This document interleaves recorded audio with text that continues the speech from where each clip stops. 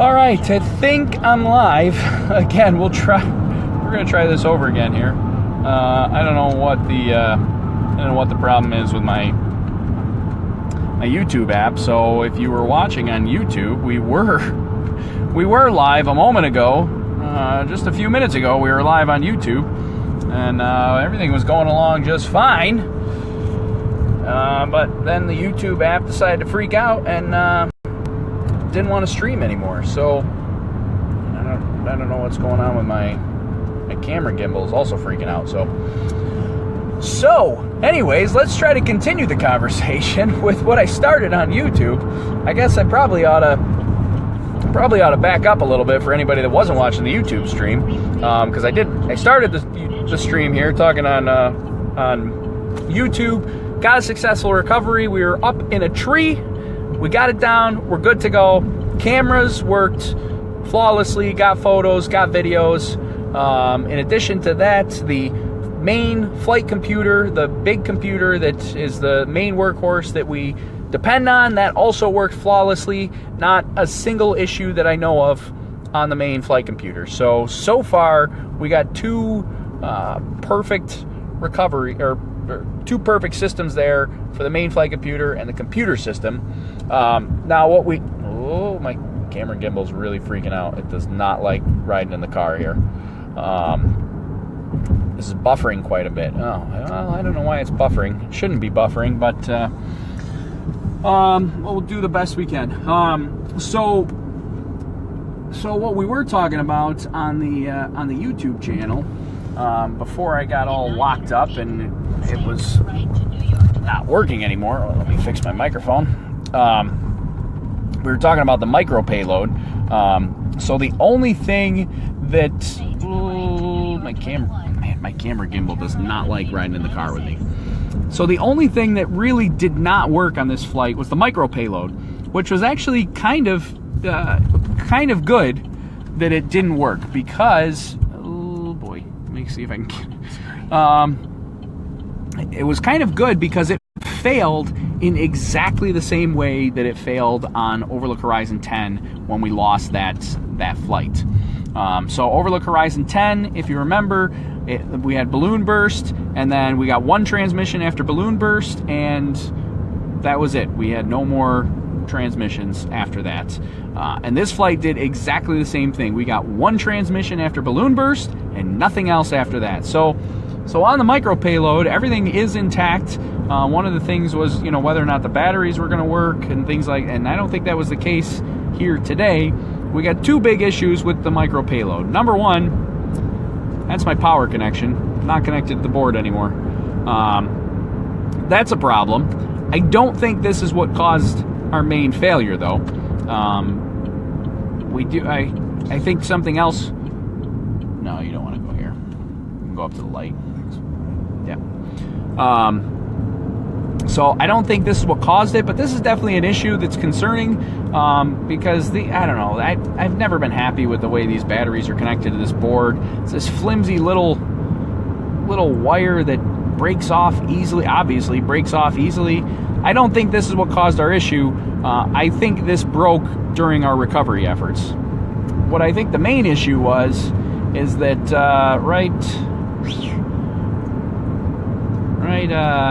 let's see if I can hold it. How can I hold this up here? Right here on the board, there's these little 4 dots, and then there's a dot in the center there.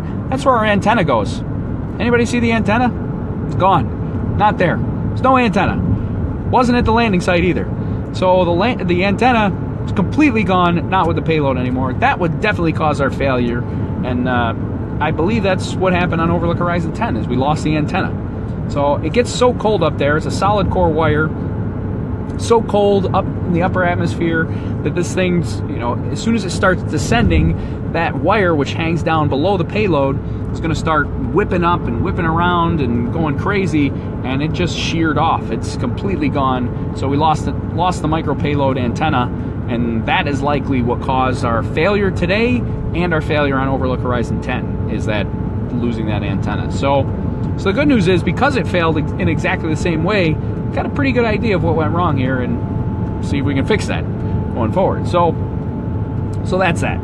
So recovery-wise, so I don't think this is what caused it, because I think this happened during recovery. Recovery-wise, we get there, looks like it's up in a 20-foot tree. Like, all right, it's in a tree, we'll recover it. We go out there, we get to the tree line where the little woods or forest starts, and right at the tree line, it's this huge drop-off. And, you know, what looks like a 20-foot tree is actually a 75-foot tall tree. It just looked like a 20-foot tree because we couldn't see the drop-off from the road. So it's like this 75-foot tall tree that is just absolutely enormous, and our payload is way up there. It is so high up.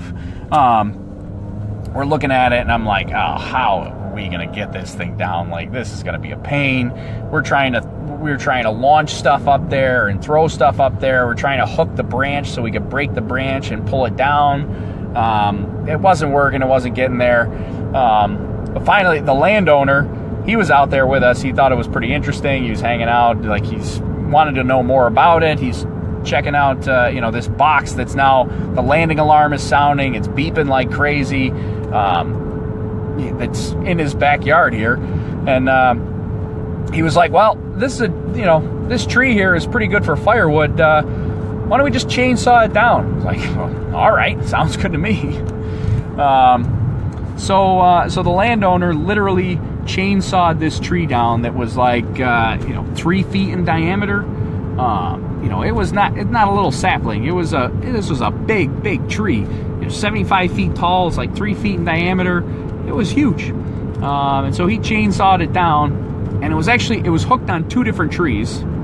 But the one he chainsawed down, it was definitely wrapped around that branch. And so when he chainsawed it and it fell, the payload line snapped, because it's a pretty thin line, which is actually exactly what we expected would happen. So it fell, the payload line snapped, box fell 75 feet in free fall and just hit the ground. But luckily the box is pretty well protected. It jostled things around on the inside, but there's nothing broken. Everything works. Everything's still working. Cameras are good. Tracking systems are good. Everything's, even the micro payload, which was on the outside of the box, survived that fall.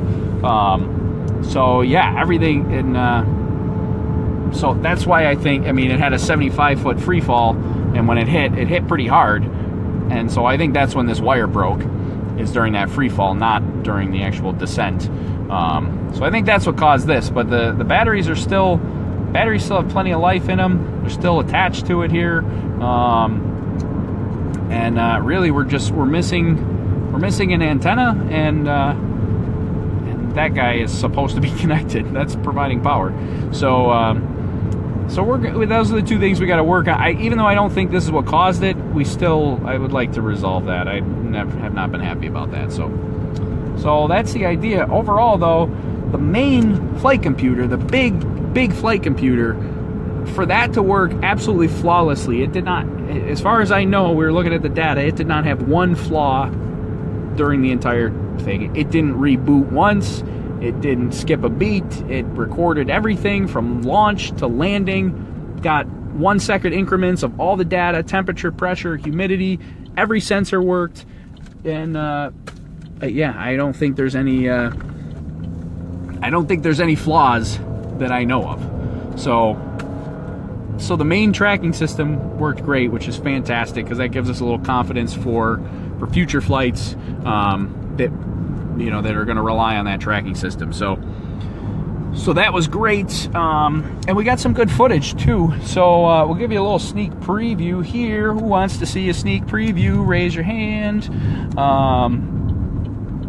Let's see. Let me pull up the card, pull it up on a computer here. So it was a little bit cloudy today, so we got a little bit of washed out footage. I'm gonna mute it here. Let's see, let me find the files here, and then I'll turn you around so you actually get to see them. Is it this one? No, not that one. This one. Yeah, there we are. Alright, let's spin the camera around. So here, there we go. So now you can see, here's our launch. It was a little bit rough. a rough launch. I was literally in a dead sprint. I had to get in a dead sprint there to get, so I'm running to get the payload box underneath the balloon, because if I just let it go, it'll swing like a pendulum and bounce off the ground. So this is me in a dead sprint trying to get under the balloon, that was pretty exhausting. There's the launch, a little bit rocky. You can see it swinging away because it was not the most graceful launch we've ever had.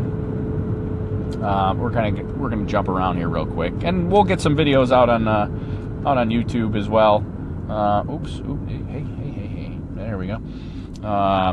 So here's some views. This is before we get up into the clouds, and I don't know what altitude these are at yet. I still got to sync up the data, and I'll have to figure out what altitude we were at.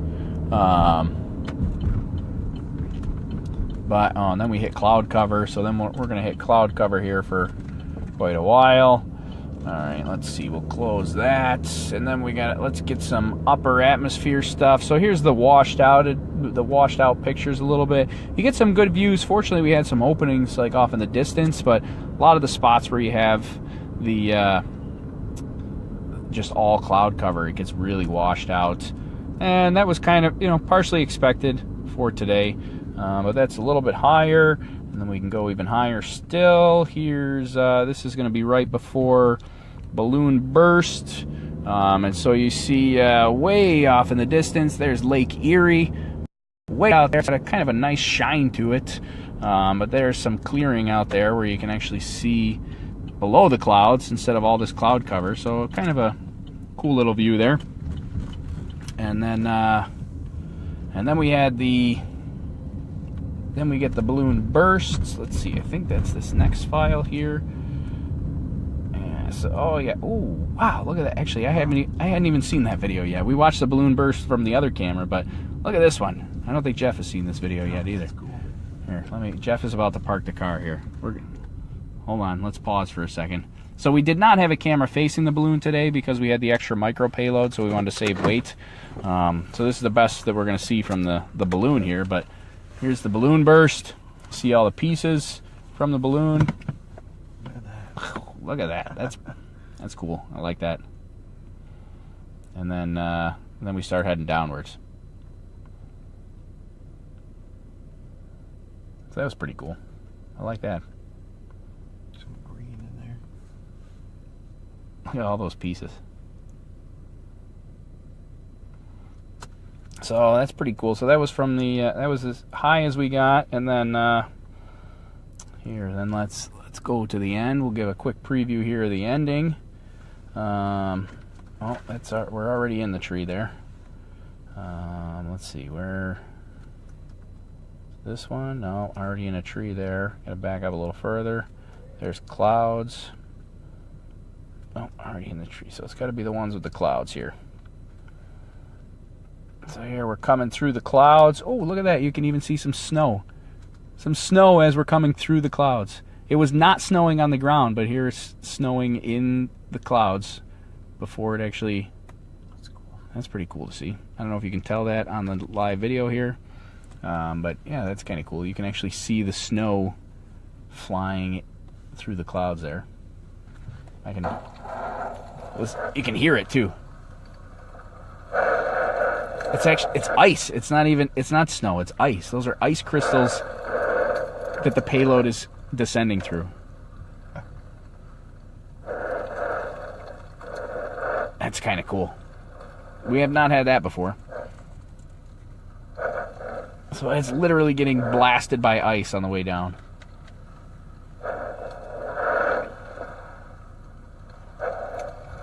I don't know if you guys can hear that because the microphone's... turn this around.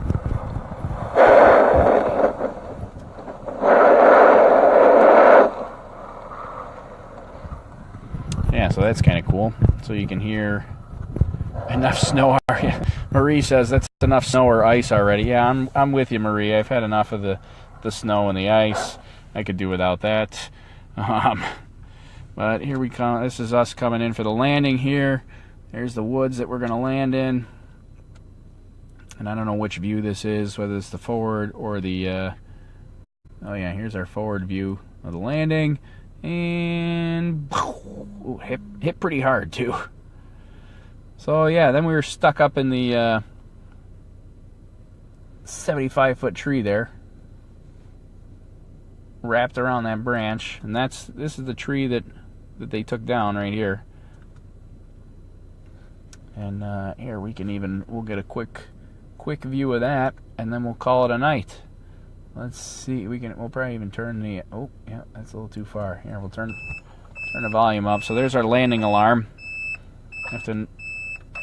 Don't mind that. So there's the landowner running the chainsaw.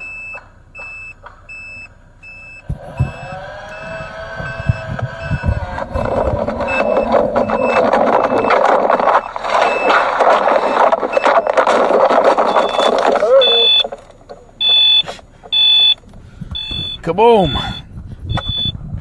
That was the ending. That was getting it down.